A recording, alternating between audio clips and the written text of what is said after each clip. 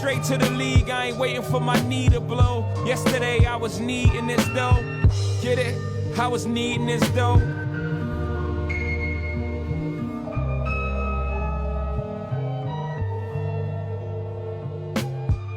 Dre, what up? What's up? As an athlete, you guys' life is flipped. You guys make the most money you're ever gonna make at a very young age.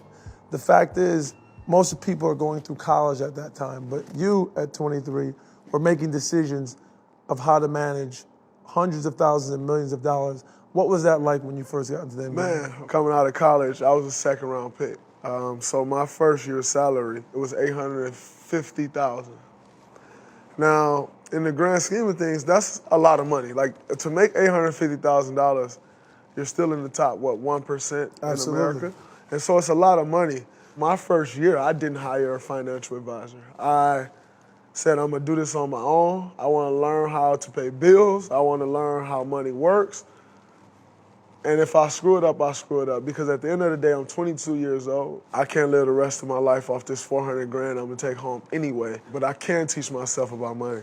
Were there people and financial advisors and money managers coming after you when you got into the NBA? Absolutely. There were a ton of people coming at me. And the one thing I didn't want to do, and I mean, it may be frowned upon, maybe not, I didn't want to go with a guy who had a bunch of league guys. I wanted to go with someone who thought bigger picture than just how to manage this NBA player's money. I want to go with someone who's managing a billionaire's money, because maybe they're doing something a little bit different than I am. As an athlete, you have to have a lot of ego, a lot of toughness, because you got to go on the floor every night and compete with Anthony Davis and Big Cuz and LeBron and Russell Westbrook. That takes a lot of fire and ego to do that. But then when you step off the court, is it hard to put that ego down and come off as unknowledgeable or ask questions about things you don't know about?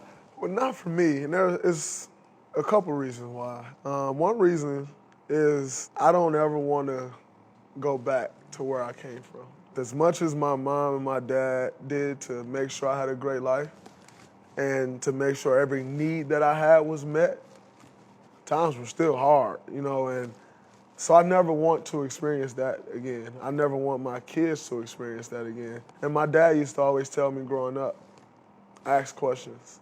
Well, in order to not be afraid to ask those questions, you have to be comfortable with yourself. 100%. Comfortable in your own skin. In the locker room, is there conversation about money, investments, and, oh, I bought this? Maybe within your locker room, but also as you guys look at other athletes and other basketball players specifically. The biggest competition in our locker room when it comes to that type of stuff is the investment. Of course, because you guys are in Silicon Valley. Absolutely. And you guys are all meeting the VCs of the world, and they're in the front row of all your games, those people in the tech business. So that's big in our locker room, and I'm fortunate enough to play on a team of not only are we, good in basketball, but some smart guys. We all talk about, the investments that we have and how they're doing. Some of the startups you're trying to get into or you're looking at, and you kind of just ask a guy like, hey, man, what deal you in? Like, obviously, it's known that KD's in Postmates. He's doing very well. And Congratulations to KD. He kind of flexes his muscle on Postmates right now. And it's a good, fun competition, friendly competition. And I think it's great, to keep pushing guys in the right direction. As a man thing in business, I think about it. I've talked to other men. I talk to guys who are billionaires who think about it, who go, oh, yeah, I got a number. I got a number I want to hit. It's like an ego thing, because for a man, we live off ego, and that's kind of our scoreboard in life. Like, what's your net worth? Do you think about that now, your new number, like what I want to get to? Absolutely. Obviously, the goal is always to get $1 million. Like, man, if I could get $1 million. Yeah, when we come from nothing, you like, it's over. If I get, if I get $1 million, it's over. It's over. I don't got to do nothing else. Ever. I might just quit life and just stay home. $1 million. Exactly. Now, for me, I want to be a billionaire. Yep. That's my thing. That's, I want to be a multi-billionaire. I don't have an exact number, but I just want to be a billionaire first. And that's my goal. And I want to do that by the time I'm 40. Yep. Tough task for sure, but I think I can reach it. And so every day, every decision I make, is How is this helping me become a billionaire? So along the way, getting there, you're going to have to make some really good decisions, right? You're going to have to think things through, the people you trust, the things you invest in. Is there something to this date that's a business decision that sticks out to you that's like, that was a great decision I made to this point? A couple investments that I've made are like, all right, those were great decisions. I think the most important decision I've made is just surrounding myself with the team that I have. On the flip side of that, is there a purchase or something you bought that you look back and go like, that was stupid. Why the hell did I buy that? A $21,000 night in the club.